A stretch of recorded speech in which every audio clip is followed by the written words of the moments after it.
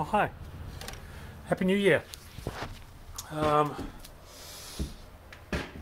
It's been real rough. I've had a really tough time at the beginning of this year. Had a lovely time in Mexico. Went to Mexico for Christmas from December 24 to 29. Hung out with my mate Helen and another mate of ours, Adelaida. Had a lovely time. Just chilled out and ate some tasty food and just relaxed. It's ideal. Got a bit of a scratchy throat on my last couple of days there, so I took it pretty easy. The whole time I was there, I think I maybe had like 6 drinks. It was really chill. Got back home, felt fine. Then the day after I got back, just violent diarrhea. Sorry, content warning for this video. There's going to be some swears probably, and also some. I'll try and keep the descriptions pretty general, but man, like, I want to also faithfully convey the experience. So might get a little gross from time to time. So yeah, violent diarrhea from the 30th of December. I just couldn't put anything in my mouth without it coming out the other end within the hour, sometimes even quicker. It's just fascinating how the body can operate sometimes. It was really something. So I just lost my appetite completely. I did some wrong things, I did some good things, but man, it just felt like there was nothing I could do. I was sick for over a week in that manner, with fevers, constant diarrhea. It was just a nightmare. So well into the second week of January, I'm still sick.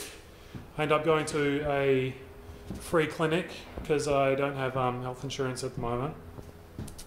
So there's a Muslim community group that runs a free healthcare clinic not far from where we live. So I went there.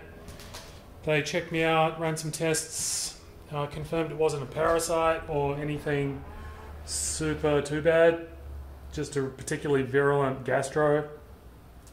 So that was good peace of mind. Submitted samples and stuff. And anyway, all clear, still violently ill. I think I had my last fever 2 or 3 days after that. Broke in the middle of the night, just woke up drenched in sweat. And my appetite slowly returning. It wasn't until about 3 days ago that my appetite kind of became super normal again. Pretty hungry actually, making up for a lost time. I would have lost a little bit of weight. It was just crazy. And just back in, things have just started normalizing recently. Even when my appetite returned and the fever went away, just like super weird poos, like 3 or 4 a day. I was really reluctant to get back to work because I just never knew when I was going to be caught out. Yeah, it was mental. Anyway, here we are, back to normal, more or less. Ramping back up for the year, so a bit of a hiccupy start, but we're okay now. So here we go. In my downtime, I did make it over here once just to turn the jacks. They're all coming along nicely. Still need to get another couple down there. There's one that I don't need to turn anymore. It just picked up its part of the beam to the level it needs to be, which is really cool. Which is right up the front of the house. Now, I can't actually see a difference up here, but it was at this corner of the house here. Where is it? Maybe. Oh no, over here. Sorry, the mirroring of this screen kind of freaks me out a bit. This corner here is where I'm trying to affect, and it looks okay. It still looks a little bit droopy, but it's through this wall here. So there's the front. It's this wall here. This is the load-bearing wall for the entire for up here. So this is the wall that we're trying to pick up. So Need to pick it up by at least 2 inches to get things looking a bit better and to get doors closing properly and all that stuff. Yeah, so I made it over here, turned the jacks, and took some measurements. I bought a U-Butte little laser measuring tape with a gift certificate that I received for my birthday. So thank you fam. Little laser, so handy. So I measured up the kitchen and a few other, measured up the kitchen, the bathroom, just measured this bedroom here and the hallway, and I've put it all into AutoCAD, and I'm just planning out now what modifications I'm going to make just to try and squeeze a bit more room out of things. This kitchen is really weird. Like, this is a big room, but in terms of how you can actually fit it out with cabinets, it's super limited. Like, I've got a doorway here, so I can't do anything with this wall in front of this doorway because you'll block the doorway. Then there's the chimney, which juts out into the room, so that kind of limits the depth of a bench you can have there. We've got this alcove here for a bench, but then we've got this wall poking out, which is the robe for the bedroom through that side. So I'll show you in a drawing in another video, but basically I'm just going to run a bench from this wall all the way back past the chimney. So I'll have it'll be slightly shallower where it passes the chimney, and then I'll have shelves all up the chimney. This doorway here I'm going to block off. I'm going to take that doorway out and seal that up, and then that's going to be my refrigerator enclosure. So it'll go fridge, shallow shelves in front of the chimney, and then I'm going to have my stove in that bit against the wall. And then the bench will stop at this this wall here. And then in the middle of the room, I've got a room for a lovely big island bench, which is going to be almost 8 feet long. It'll go from kind of here, the edge of the chimney, so edge of the chimney, all the way to around kind of here. I'll draw it out on in tape on the floor so you can like see what the plan is. But I think it's going to be awesome. And then I'll have a kitchen sink in the island bench. So there'll just be a big island bench in the middle of this room, which you can circulate around, access from all sides.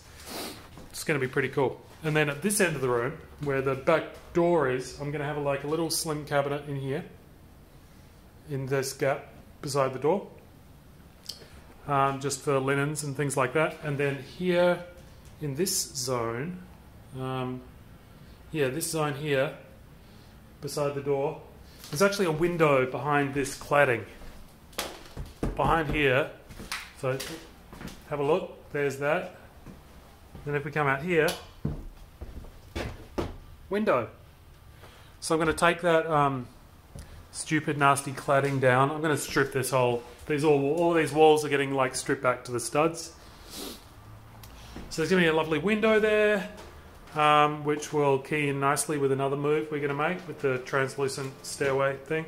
And then we'll have a bench here. So I'm going to have a bench with some corner shelves, and that'll be a cabinet with some drawers underneath.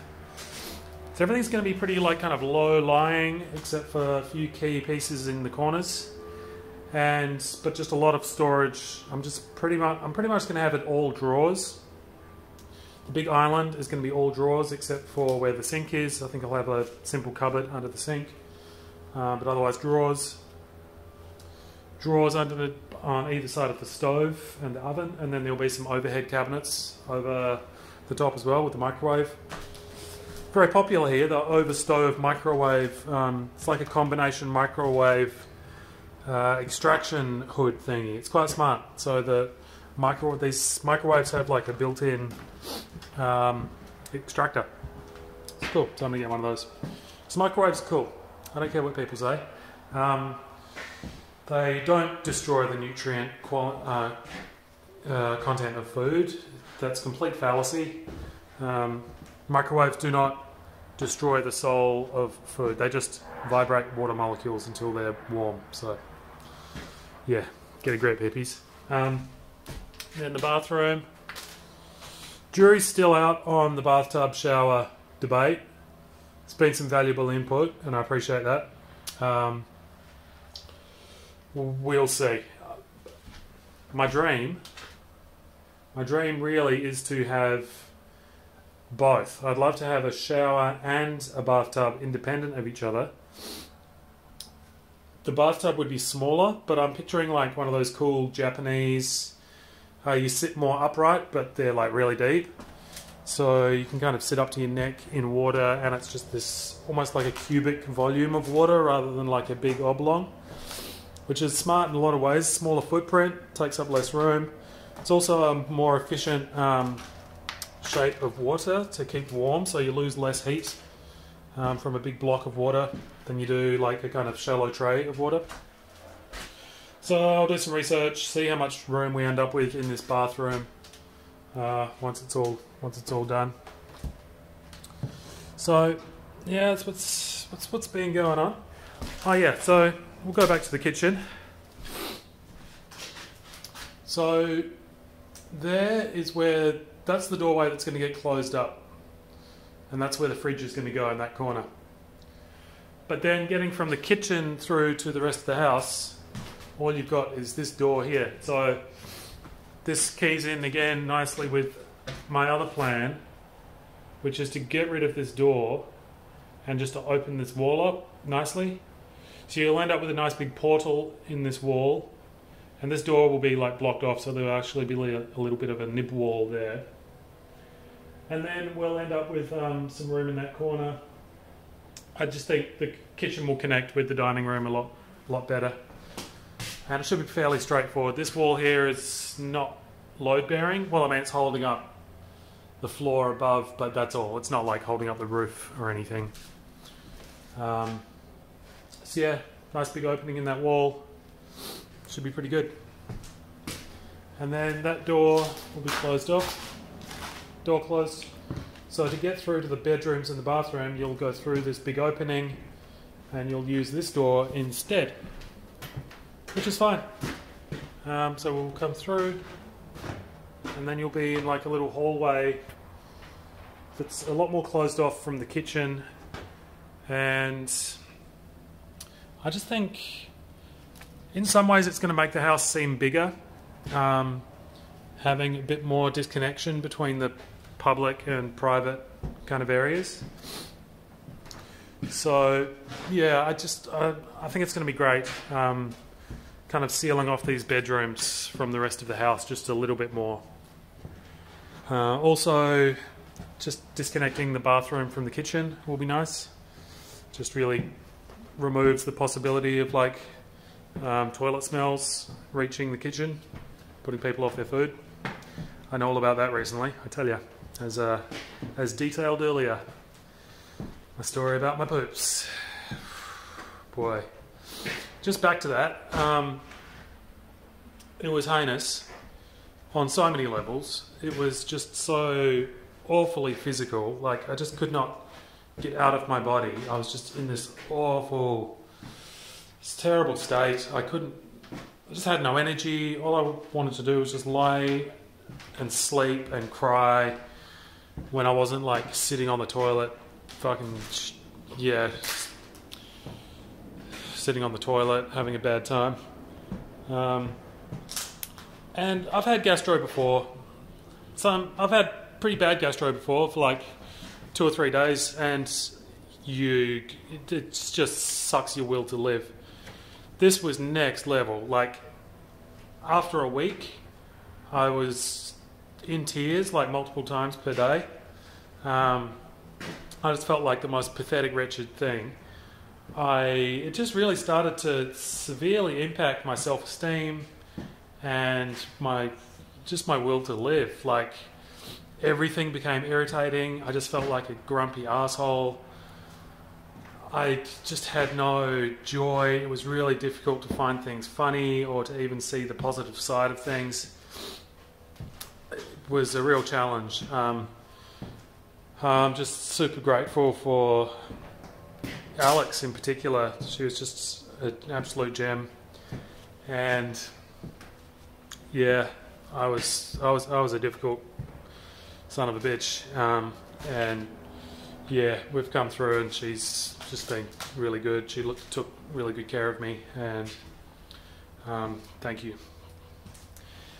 Yeah, so here we are, 2020, rock and rolling. Slowly getting back into work. I've got a few big jobs, doing a ceiling for some lady on Monday and finishing up the big tiling job, which is good. It's been a slow start to the year energy-wise, but I'm looking forward to it and feeling a lot more positive now. So I'm going to leave you there. That's my Happy New Year for you missive here from Northwest Goldberg. Kind of roughly connected with a community group that runs, that operates in Northwest Goldberg, which is this area of Detroit.